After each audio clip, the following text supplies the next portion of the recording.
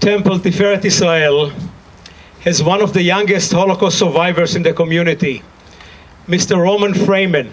I don't know if Roman, if you are here, wave. But Roman has a Holocaust commemoration program every year and Holocaust education program at this temple that is one of the best in our community. And Roman takes a lot of pride in this program. Supporting him is the staff, the rabbinical staff and the curatorial staff of Temple-Tifereth Israel. And I'm glad that Rabbi Black can be here with us tonight because he's finishing a career before he retires at this temple. He was supposed to be here before and last minute emergency took him away from our program, but he is here tonight. And I want to thank him and his staff also for all the things that they are doing within their synagogue for Holocaust commemoration and education. And it's an honor to welcome Dr. Rabbi Black.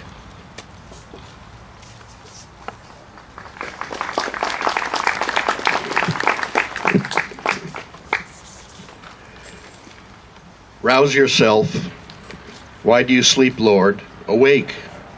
Do not cast us off forever. Why do you hide your face? Why do you forget our affliction and oppression? It is for your sake that we are slain all the day long and accounted as sheep for the slaughter. These words might have been written in the Warsaw Ghetto or Auschwitz, but they come from the Tanakh. They were written by the psalmist, and they speak to us of the numberless times and places where our people have been slain for no crime except being a Jew. As the Haggadah of Pesach reminds us so clearly, B'chol dor v'dor amad aleinu lachalotenu. In every generation there arose those who sought our destruction.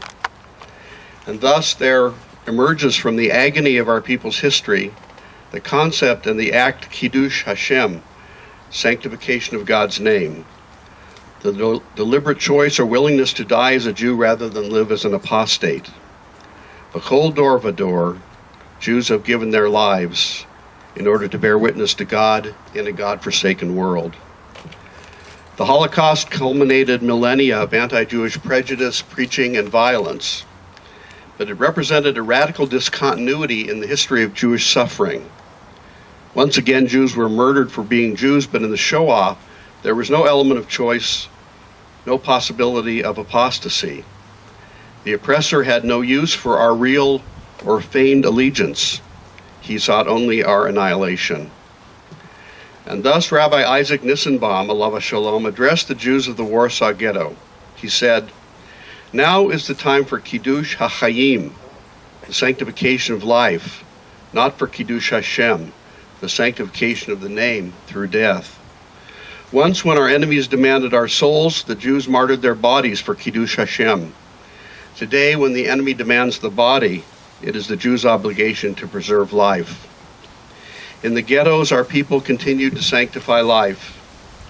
They maintained schools and synagogues, public kitchens, hospitals and clinics, bathhouses, orphans' homes and old age homes, daycare centers, theaters, newspapers, libraries, and symphonies, and archives of their lives and death for history to record and confront with shame. Most amazing of all, they continue to marry and bear children, to create new life. And in the camps too, our people continue to teach and pray and comfort the suffering and to encourage one another to go on and to struggle against hopeless odds, to sanctify life in the valley of death. Amidst starvation, our people fed the hungry. Amidst devastation, they clothed the naked. Amidst destruction, they sheltered the homeless. Amidst desolation, they comforted the lonely. Amidst horror, they retained a sense of humor. Amidst despair, they retained hope of a future redemption. They gave new, unimagined meaning to the teaching of our tradition.